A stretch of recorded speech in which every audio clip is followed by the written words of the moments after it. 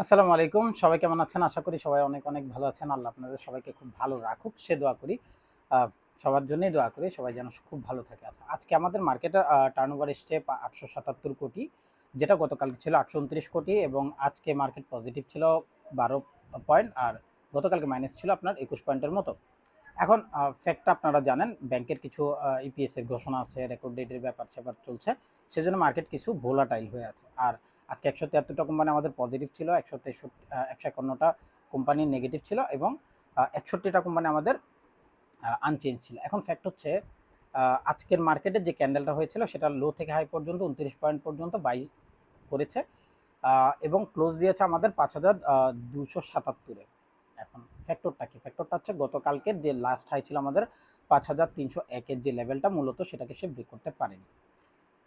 আমি আগেও এই ক্যান্ডেলটা নিয়ে বলেছি, যেটা আজকের ক্যান্ডেল সেটাকে আমি লাভলি ক্যান্ডেল হিসেবে বলি এবং এটা একটা ইনসাইড বার হিসেবে আজকে মার্কেটে ক্রিয়েট হয়েছে। তো মোস্ট অফ দ্য টাইম দেখা যায় এই ধরনের ক্যান্ডেলগুলো যদি যদি আজকে ৫,৩০১ এর লেভেলটাকে ব্রেক করে ফেলতে পারতো, তাহলে মার্কেটের একটা প্রবাবিলিটি অনেক হাই হয়ে যেত যে আগামীকালকের যে ক্যান্ডেলটা সেটা এটার উপরে গিয়ে ট্রেড করবে, অর্থাৎ ৫,৩০১ এর উপরে গিয়ে ট্রেড করবে বা ক্লোজ করবে। পসিবিলিটি যেটা ছিল। কিন্তু আজকের মার্কেট এখন পর্যন্ত ৫,৩০১ এর যে লেভেলটা সেটাকে সে ব্রেক করতে পারেনি। ৫,২৯৫ পর্যন্ত গিয়ে মার্কেট ব্যাক করেছে। এখন ফ্যাক্ট হচ্ছে, আমরা যদি ১৫ মিনিটের যে ব্যাপারটা গতকালকে ডিসাইসিভ ছিলাম যে আমাদের ৫,২৬৯ বা ৭০ এর যে লেভেলটা, যেখান থেকে প্রাইস প্রথমে ড্রপ করলো, ড্রপ করার পরে উপরের দিকে যাওয়ার কথা ছিল সেটা করেনি। তো আমি বলেছি পরপর ২ দিন রেড ক্যান্ডেল হওয়া এবং প্রিভিয়াস যে লো ছিল সেটাকে ব্রেক করার কারণে মার্কেট আজকে গ্রিন হওয়ার চান্সেস রাখে ফার্স্ট আওয়ারে। তারপরে কি বললাম, মার্কেট এরপরে ড্রপ করা স্টার্ট করবে। দেখেন র্যান্ডমলি প্রাইস যখন ৫,২৯৫ এর পরে গেল, এরপরে কিন্তু একবারের জন্য মার্কেট আর উপরের দিকে রান করেনি। এরপরে মার্কেট গ্রাজুয়ালি টুকটুক করে ড্রপ করছে। এখন যে নিচে নামার যে ব্যাপারটা, সেটা অনেক হাই পারফর্ম ছিল না যে একদম সলিড রান সে ড্রপ করে গেছে।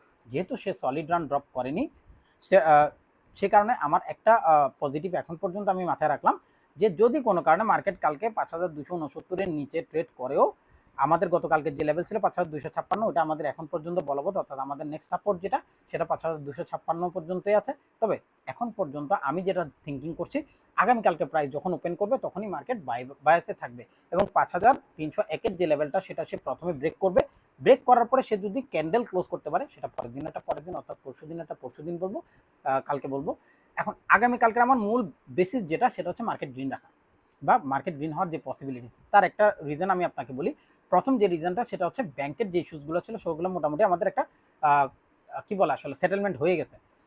প্রাইস ড্রপ বলেন, সেটেলমেন্ট বলেন, রেকর্ড ডেট বলেন, ইপিএস বলেন, হোয়াট এভার যত কাহিনী আছে মোটামুটি ব্যাংকেরগুলো শেষ। ব্যাংক কেন শেষ হয়েছে? কারণ এই মার্কেটটা স্টেবল হওয়ার জন্য সবার আগে ব্যাংকে স্টেবল হওয়া লাগে। তো মার্কেট যেহেতু ব্যাংক যেহেতু স্টেবল হয়ে গেছে, মোটামুটি একটা প্রবাবিলিটি এখন ক্রিয়েট হচ্ছে যে মার্কেট কম বেশি কি করবে, বাই করতে পারে। এখন এর জন্য কি আমি অনেক খুশি হয়ে যাবো? না, ব্যাপারটা সেরকম না। মার্কেট কখন বাই করবে সেটা মার্কেটের ব্যাপার, বাট আমরা প্রতিদিনেরটা প্রতিদিন কি করতেছি, একটা অ্যাজাম্পশন নিচ্ছি যে আগামীকালকে মার্কেট এই ধরনের একটা রিয়েক্ট করতে পারে। কেন?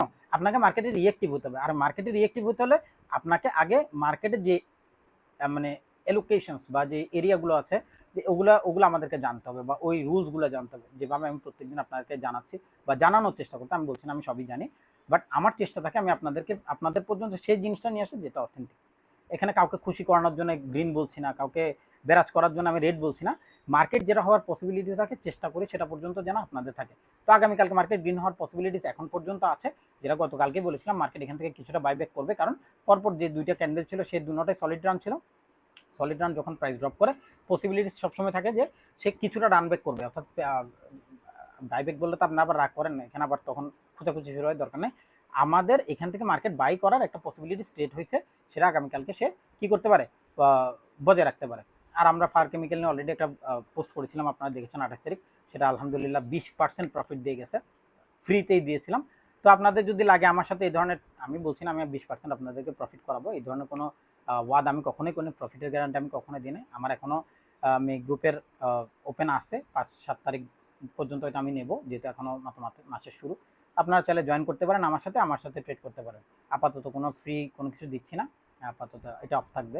আমি এই শুধু আপাতত আমার ফেসবুকে কিছু ঝামেলা চলছে, আপনারা জানেন, আমি অলরেডি পোস্ট করছিলাম। সেজন্য আমি যতটা কম সম্ভব আসলে পোস্ট করে যাচ্ছি। আসলে সবাই খুব ভালো থাকবেন। আল্লাহ আপনাদের সবার সবার ফ্যামিলিকে, অর্থাৎ পরিবারের প্রত্যেকটা সদস্যকে অনেক ভালো রাখুক সে দোয়াটা করে আমার জন্য দোয়া করবেন যেন আমি সুস্থ থাকি। ধন্যবাদ। আসসালামু আলাইকুম।